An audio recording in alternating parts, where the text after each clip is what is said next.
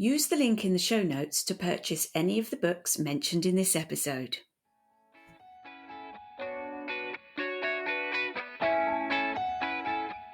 It's that sort of old-fashioned thing of thinking, well, if you're creative, you can't earn money. And as a director, you're helping other creative people to be as creative as they possibly can be. But ultimately, your creativity's got a mind of its own. It's going to make it happen. People say that they're not creative, but to be human is to be creative. And I was sort of unleashed back into the world of the paintbrush. Hi, I'm Claire, founder of Open Stage Arts drama and singing classes for adults. For this podcast, I chat with people who have found or refound their creativity as adults. We'll explore their childhood experiences of the arts, discuss how they came to the artistic practices they now love, and consider the barriers they may have experienced between the two. We'll also explore what it is that people value and gain from their newfound artistic pursuits, and how their creative lives enrich their practical, necessary, everyday lives. For this episode, I'm speaking with Lou Hamilton, who was forging an artistic life in Scotland when she witnessed a dreadful event. Years later, Lou realised that she needed to address the trauma that was still within her, and after regaining her courage and confidence, she felt compelled to once again pick up a pencil and then a paintbrush. Hi Lou. Hi, how are you? Very good, thank you.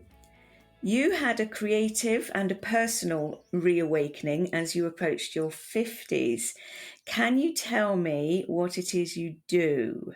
Yes, so I'm a bit of a mixed bag. I'm a painter, I'm a writer, author, illustrator. I have my podcast and I have a business helping people to become podcast guests. So it's a right old mixed bag. And really sort of how it came about was when I turned 50, I don't know whether it was a bit of a sort of midlife crisis or, I was going through the menopause. My grandmother had died that year. I turned 50 and my children were flying the nest. And I sort of thought, well, what next for me? Obviously, it's a kind of a whole new start for my children, but is it a whole new start for me too? I guess this was sort of playing out in my mind. And I just suddenly had the urge to start drawing again. And I hadn't picked up a pencil in, I don't know, years. And I started drawing, and out popped this little character who later became known as Brave New Girl. And at the time, I'd been posting on social media with photographs that I'd taken with sort of inspirational sayings. But it was beginning to become a bit like everyone was doing it. I thought I wanted to do something a bit more original. And so I thought, I could post Brave New Girl with some inspirational sayings. So I started doing that, and the response was immediate, I guess, because it was so different and very personal. So I kept posting and people kept saying, oh, more, please. And then someone said, oh, you should really try and get her published. So I did, and it all happened very, very quickly. I got an agent, and then we got publishers. And so the book was born. And really with that, my creativity just started sort of spilling out in every direction. And these drawings were tiny little stick drawings in black and white. And I suddenly had this urge to kind of paint big and in color. So I started painting these 6-foot paintings in my flat. It just felt like the dam broke and unleashed this sort of torrent of creativity, which I still feel 7 years on. Brilliant. Yes, this breaking open, just wondering whether that was a brand new thing or a refound thing. So what was your experience of the arts like as a child? Well, I was always very creative, but then I think children are until maybe they reach secondary school. We explore and play and color and paint and draw and read, and it's sort of coming out of every orifice when we're kids. That's just what we do. And in primary school, we are encouraged to do that. And it is how we learn. We're really nurtured in our creativity and our curiosity. And then I guess in secondary school, you're sort of timetabled out of the arts and into academia. And with the goal of exams and getting you through all that. And for the first couple of years I was doing art, and then when it came to O levels I had to make a choice because of this timetable thing that I couldn't do, or I wanted to do Latin, music and art, and I couldn't do all three, so I had to choose two. So I thought, well, I can't do the other two on my own, so I'll take music and Latin as school subjects, and then I'll find a way to do art outside. So I found a local gallery who agreed to teach me and go to classes every lunchtime. I was able to take that on my own. So I guess I was pretty determined that it was something that I wanted or maybe needed to do, and it needed to be in my life.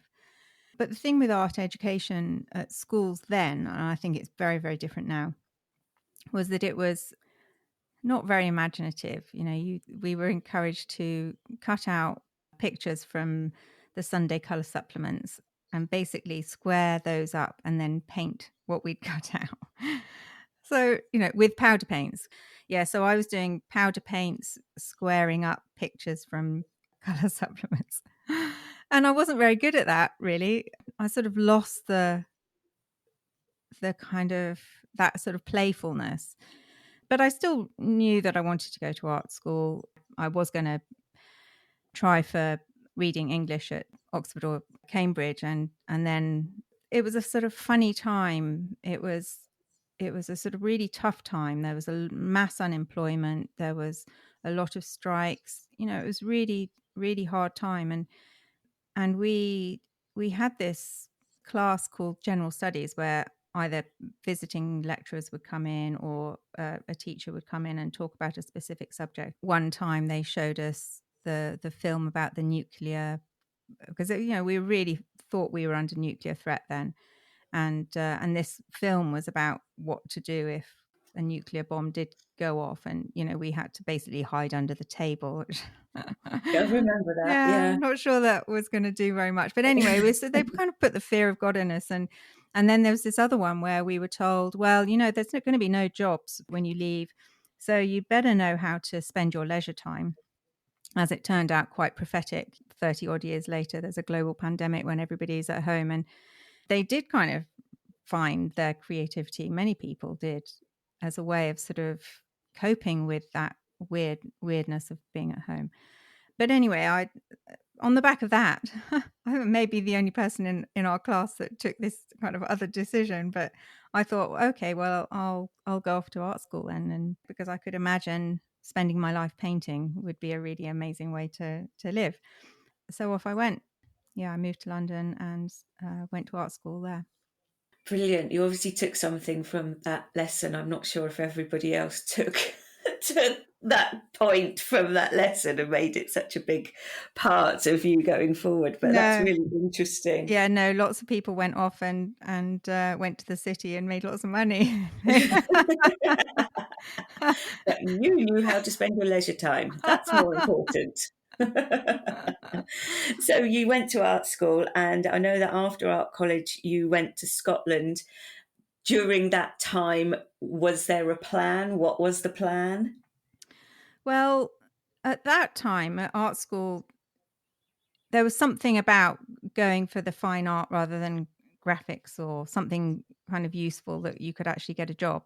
Fine art was then kind of assuring you that you weren't going to get a job. You weren't really taught about those things in art school. It was all about the art. It was all about critical thinking and really, really going deep on pushing yourself and pushing the envelope and really exploring. And I guess kind of back to childhood, but at times it was really brutal, but it did really make you think, and it really did develop your critical mind. And I heard once someone famous say that everybody should go to art school at some point in their life. And I can see that, it wasn't that we were taught how to paint or mix colors or composition. It was that we learned to think and analyze and really question everything and observe everything.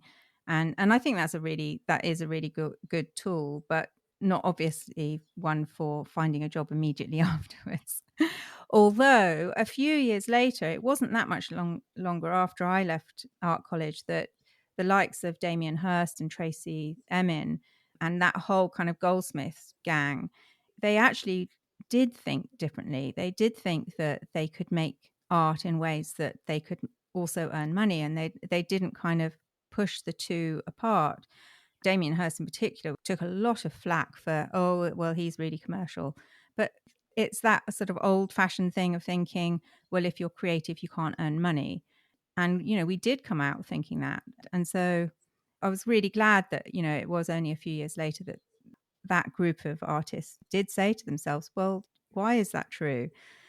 But for myself, I left art school. It had been quite sort of hairy being a young woman in London at that time. You just had to be looking over your shoulder every second of the day. And it's not that you learnt to get used to it, but you just kind of got on with it.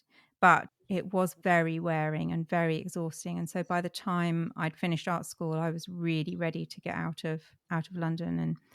And so we kind of ran away to Scotland, and a group of us had done the Edinburgh Fringe Festival a couple of times. And this time when I finished art school, just decided to stay up there, and eventually bought a church in Lockerbie for £7,000, which just happened to be the money that we'd got for a public art commission.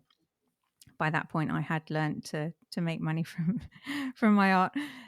And so, so we just said, well, we've got £7,000. This church is £7,000. Let's buy it. Not thinking, it's got a 100-foot spire. It's got a massive listed building roof to keep intact.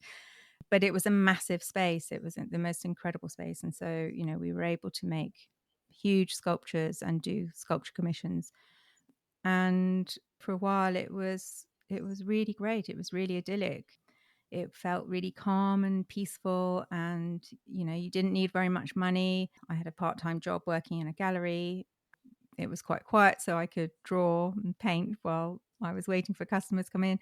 It was quite a sort of bohemian area. There were other artistic people. So it was all going very well. You were feeling safe and creative and calm. As you've mentioned, you were living very close to Lockerbie, and you were there when the Pan Am Flight 103 was destroyed by a bomb over the town. Can you tell me what you witnessed and how that affected your sense of safety and perhaps your life decisions afterwards? Yeah, so we'd bought the church in Lockerbie itself, but we were trying to sort of convert it so that we could live there. But at that time, we were living in a little cottage, literally just outside. And it was just one night, I was watching the television and I heard what I thought was thunder, and I went to the window, and it didn't seem to be thundery out there. And then the phone rang, and it was my landlady, and she was saying, "Are you okay?" "Yes, fine. Why?" And she said, "Oh, a plane has been blown up out of the sky above you." And so we just turned on the television and kind of watched it play out on TV like everybody else was, except that out of the window you could see the sky was orange and just mayhem. We were just up a little hill, and down at the bottom was the sort of main road going up through Scotland, and that was kind of gridlocked. And then journalists were sort of coming and banging on the door because they wanted to use the phone. There was no mobiles or anything then. My parents couldn't get hold of me all night because the lines were sort of taken up by the emergency services.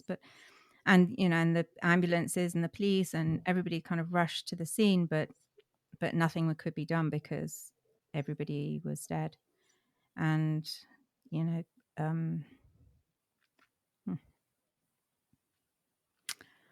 sorry, didn't expect that all these decades later. So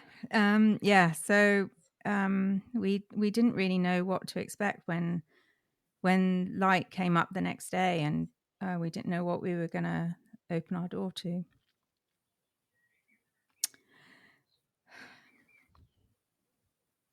Wow. We walked into town, and you just saw bits of plain in the front of gardens, and And we just didn't look up because we didn't know what we were going to see. And actually people did see the most horrendous things, in the trees and in their gardens. And, people were really, really devastated.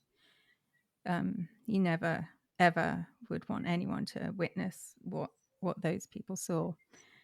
And so, yeah, it was really devastating for the whole town, and for the families. And, the town was kind of overtaken by journalists, and it was sort of this media kind of storm.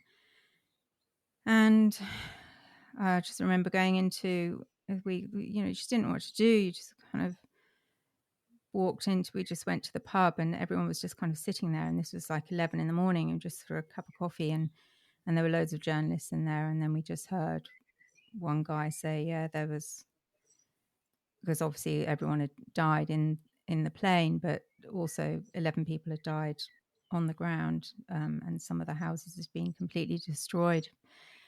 And I heard this guy say, yeah, there's a child that he'd gone to the telephone box to make a call, and when he came out, his whole family had been destroyed.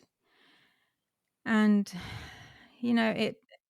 it was just, it kind of almost like went into shock, I think. And I'm quite resilient in many ways, and although I've always been very, very fearful, when things actually happen, you kind of just have to get on with it. And we were alive, we hadn't lost anyone, and there was a sort of real sense of, in my head, that there was a kind of hierarchy of grief. I hadn't lost anyone, I wasn't injured, I still had my home, and therefore, I had no right to kind of feel the pain that other people were feeling. And I went into the church, and there was a church hall next door, and I just sort of, something in me just went through the door to the other space, and it was just filled with coffins. This was like maybe a couple of days later, floor to ceiling. What do you do with that amount of bodies?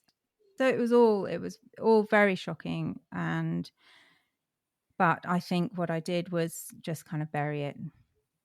And a couple of years later, I left Lockerbie and went back down south, and sort of started again, really. Went and did an MA in public art, and continued doing sculpture. But then through the MA, started to kind of explore other materials. Things like video recorders had come down in price, so we were able to kind of start playing with those and exploring sort of multimedia.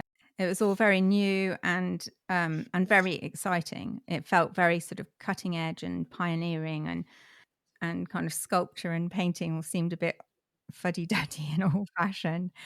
And it's interesting because I heard recently both Tracy Emin and Damien Hirst, who've both come back to painting. I've heard both of them say separately that they really regretted not coming back to painting sooner, that they wish they'd kept that up, because it's mastery, isn't it? We all kind of ducked out of painting because there was kind of new toys to play with, and kind of missed, maybe 10, 20 years of practice, and you get better with practice. But at the time, it was just like, yeah, painting was really uncool, and multimedia was, it was just like the beginning.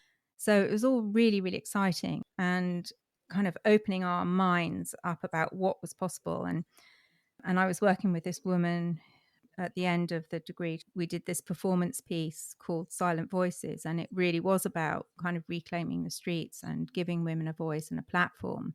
But of course, we didn't have all the stuff that we have now. So we did it in the way that we could do it, which was we sent out postcards to 400 women and women's groups and got their answers on the postcard, which was around the idea of, what would you say, but never felt able to.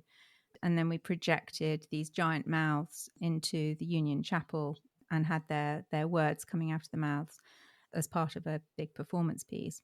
And interesting because when I started the podcast guest agency and my own podcast, Brave New Girl, which is all about kind of championing women and giving women a voice and a platform, I realized that, oh my God, the seeds were planted back then. And so I was really interested in exploring art as a sort of way of looking at social issues. And I didn't feel that I'd had this last big sculpture commission, which was these 3 giant dogs on stilts, 20 foot up into the sky by the M4 in outside Swindon. And, while it was really exciting, learned to weld, and I worked with community making poetry around it, and we had a massive kind of lantern procession.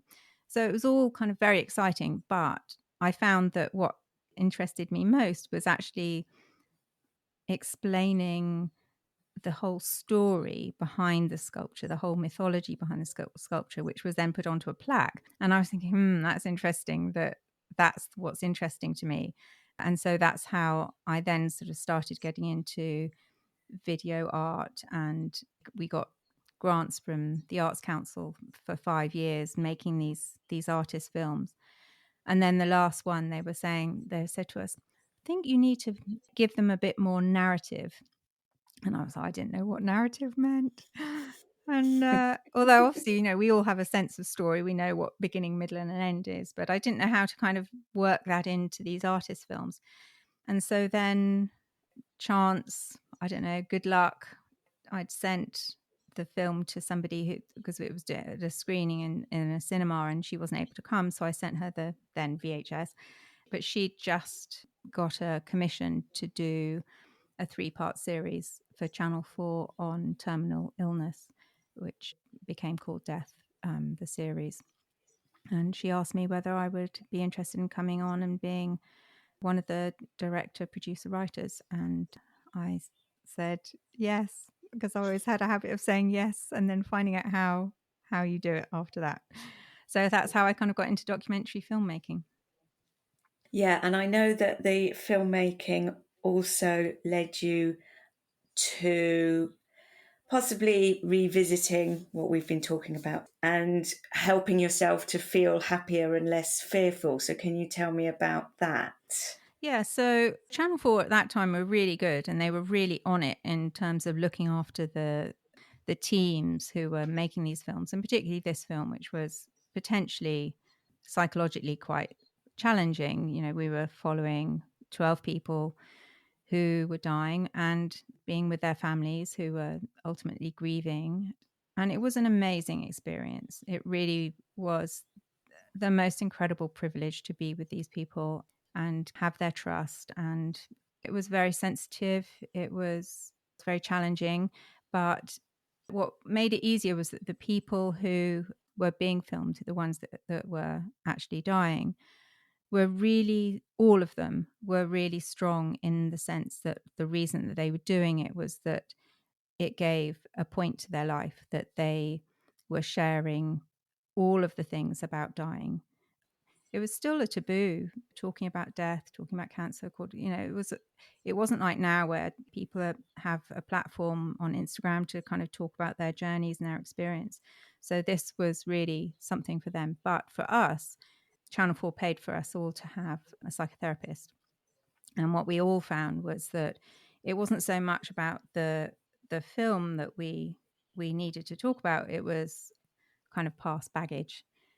And obviously all the stuff with what had happened in Lockerbie started to come up. I'd also lost my cousin. We were the same age. She died when we were 26. We were very, very close. We were like sisters. And I think these things sort of tend to kind of pile up on themselves. And so I was beginning to feel these things sort of emerging. And then after the Death series, I made a film on PTSD in soldiers called A Brutal Peace. And I think that was the sort of final straw. I was interviewing a psychiatrist at the Priory who specialized in this process called EMDR. And what it does is it sort of winds down the trauma that keeps raising its head. And so as he was talking, I was thinking, God, the symptoms of PTSD sound really, really familiar. Things like being hypervigilant, being very scared, being very anxious all the time, terrible, terrible nightmares, all of these things that I just thought was me. I had no idea that it was as a consequence of the experiences that I'd had. And so then I started to sort of go and get help specifically for that, and trained as a coach myself, because I thought I liked the idea of coaching because it was about, well, things have happened to you, but what can you do from this standing point where you are right now? What do you do moving forward? And I really liked that concept. And it was quite new in the UK at that time. So I trained as a coach in order to understand coaching and to be able to use the techniques for myself and also to help other people. And so, yeah, so that was kind of the beginning of me kind of dealing with all of these things that had come up. Amazing. You enjoyed making films and you are moving on with yourself and helping others. But during that time, you weren't painting or drawing, so perhaps were creatively starved a little bit. And you started to tell us at the beginning about the catalyst for the change. So can you bring us up to date with how you got to Brave New Girl, the painting, and all the things you're doing now? Yeah, so filming is an amazing experience, and it's a real team effort. And as a director, you're helping other creative people to be as creative as they possibly can be under your kind of vision. But you're also kind of dealing with, production side and raising money and the less creative side of things. And making independent films was, hard work. It would take a long time to get them off the ground and get them funded, and whether they would then ever get seen. And I went to lots of film festivals, and the films got awards, but that doesn't pay the bills. On one hand, it was incredibly exciting and very creative, and on the other hand, it was really not creative at all. That began to feel sort of very frustrating. And so I started taking photographs again. That was a really great outlet for my creativity, because it didn't require anyone giving me permission to do it. It didn't require any funding to do it. And I sort of just kind of immersed myself in that in between trying to get films off the ground. And that was really exciting. And it kind of gave me the sort of that sense of autonomy, creative autonomy. And, all you have to do is get up, take your camera, and off you go.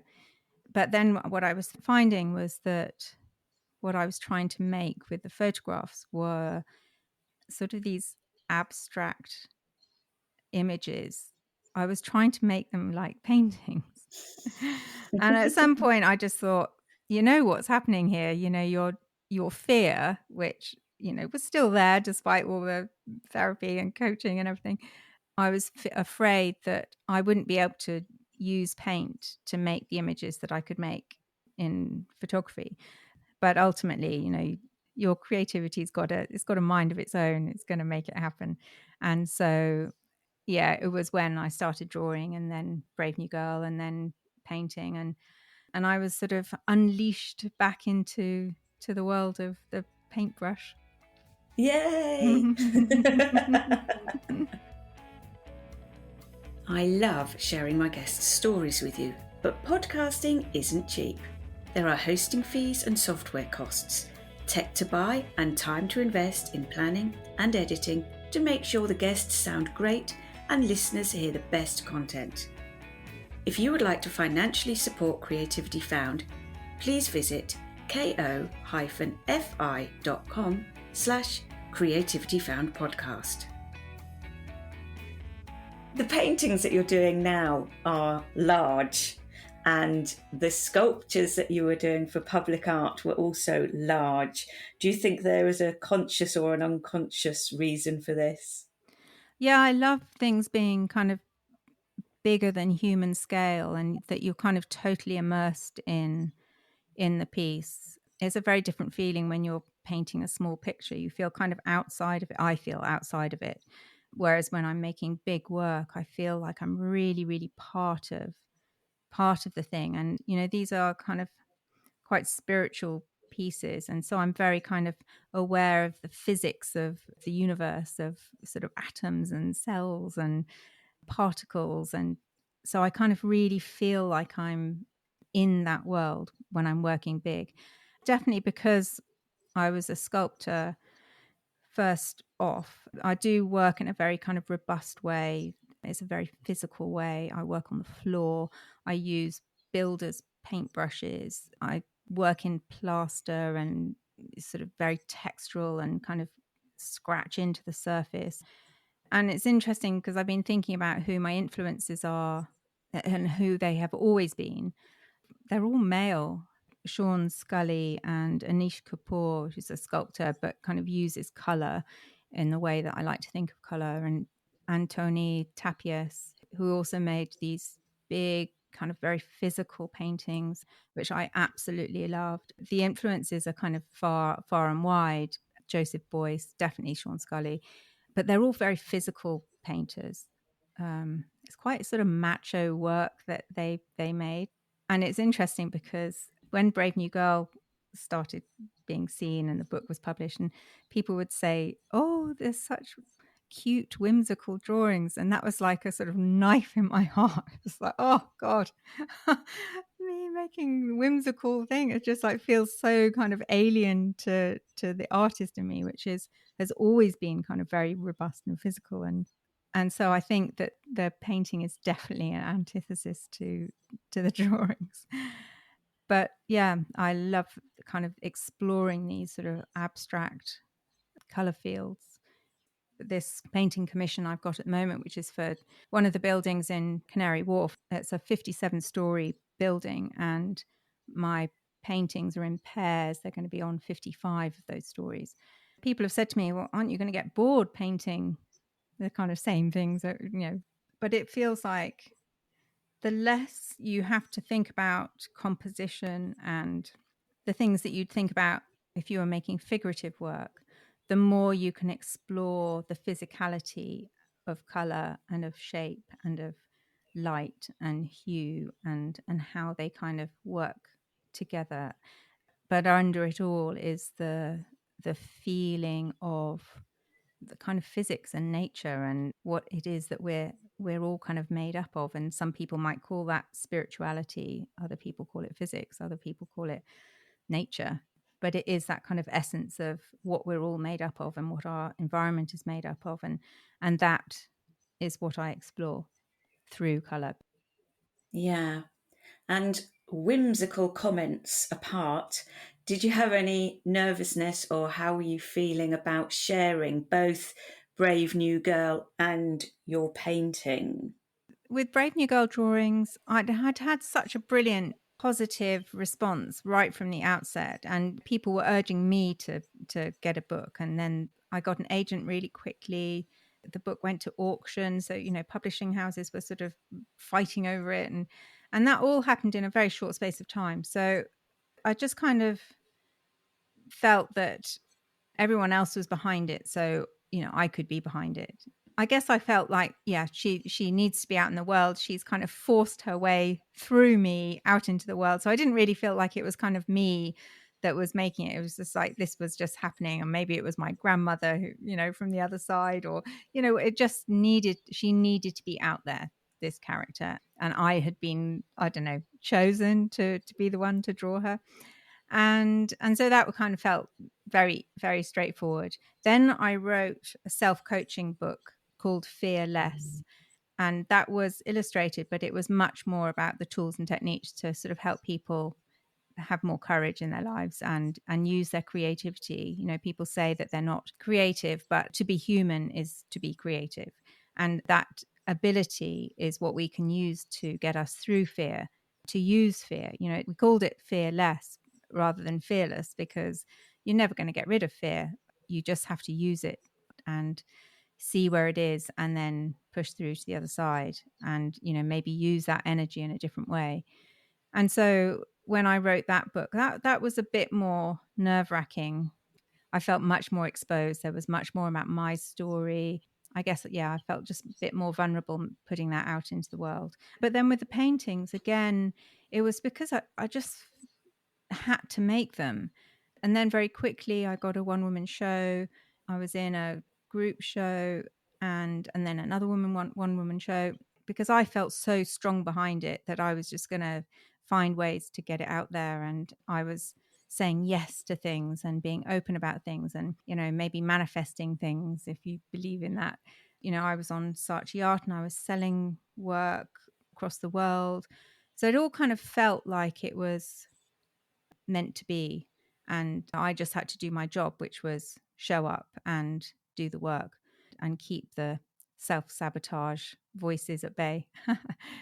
And then with this commission, it could have been quite daunting, the idea that suddenly you've got this 116 paintings to paint and they've all got to be good. They've all got to work in the space. And I think that my MA in public art really came to the fore with this commission, because I really understood the nature of the responsibility of putting work into a space that other people were going to use, and understanding the context and understanding what a brief was, and that I am working for the interior design who has got a very specific idea of what she wants, and the work has to work with that. And within that, I can kind of privately have my own journey and my own investigations and my own development and pushing what the possibilities of painting within this structure.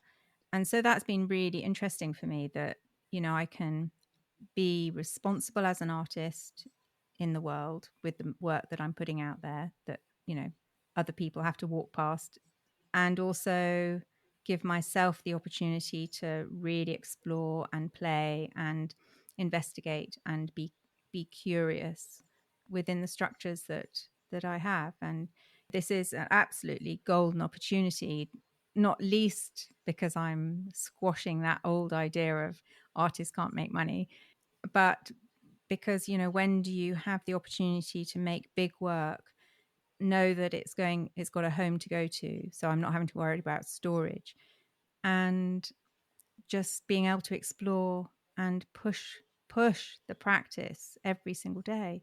And so that's been a really exciting opportunity. I bet. It sounds fabulous. Well done, you. Thank you. Tell me about Brave New Girl, the podcast. Yeah, so when the books came out, I felt like they would get out into the world in book form, but I just had this sense that there was more. And so I started doing T-shirts, and then more and more people were sort of getting behind Brave New Girl. And so I thought, well, it would be really good to do a podcast. And because I was a filmmaker, we started by doing a live events and filming the experience. And so it would be a Q&A, and it was once a month. We'd have an audience. I would ask the questions, and then the audience would be able to ask questions of the speaker at the end. And then it was put on YouTube and out as a podcast. But it wasn't really gaining traction because it was only once a month. And I was sort of limited to the people that could come to a live event in London. And so then when the pandemic happened, we had to cancel the last live event, and I had to quickly learn how to get all the equipment and learn to use it. And then it was like this sort of whole new world just suddenly opened up, because suddenly I could interview women everywhere, and they could do it from their spare room, and I could be recording it from my spare room. And suddenly I realized, wow, this is the future for Brave New Girl, because what I'm doing is interviewing real life Brave New Girls and give them a platform for their voices and for their messages, for their expertise, for their stories, for their journeys, because we all learn from what other people have been through, the lessons they've learned, the challenges they've overcome. And I really felt like, yeah, this is the place for Brave New Girl, in real life, real women. And also because, it was harking back to that performance that we did, the Silent Voices, that, suddenly the technology in 20 years has meant that you're not doing on a postcard, you're able to reach women everywhere across the globe. But then I was thinking, well, I can only interview 52 women a year, if that's once a week. So I decided to start an agency to help get people out there onto other people's podcasts, so I can kind of champion them and help them have a positive impact in the world. And so that's when the Silk Studios agency started. And from that, I felt kind of full circle. Not everybody can afford to have someone represent them to help them get onto podcasts. So I thought, well, I'll write a book then. And I've called it Dare to Share. And it's about sort of helping people to connect with the world through audio, social communities. And so the book is coming out in the autumn 2021. And it's all about really digging deep into your story so you don't kind of churn out the same thing from podcast to podcast. What are you trying to do, and what's the impact you're trying to have, and how do you do that? How do you go about that creatively but also practically? That's going to be really helpful. Lou, how can people contact you in your many guises as artist, writer, podcaster, agency? The website is www.silk-studios.co.uk. So you can get hold of me there, or find me on Instagram on 3 accounts. One is brave_new girl, one is Lou Hamilton Art, and one is silkstudio.s. So yeah, come say hi. Let's connect. Thanks so much for sharing today, Lou. It has been a delight and a pleasure and emotional to speak to you today. So thank you again. Oh, thank you so much, Claire. You're a great host, guiding me through, and you're very generous in giving this platform for creative people to come and share their journey. So thank you so much. Oh, you're welcome. Thank you. Creativity Found is an Open Stage Arts production. If you are listening on Apple Podcasts, please subscribe, rate and review. If you would like to contribute to future episodes, visit ko-fi.com/creativityfoundpodcast. If you contact any of the artists featured, sign up to their workshops or buy their products, don't forget to mention Creativity Found Podcast. On Instagram or Facebook, follow @Creativity Found Podcast, where you'll find photos of our contributors' artwork and be kept abreast of everything we're up to.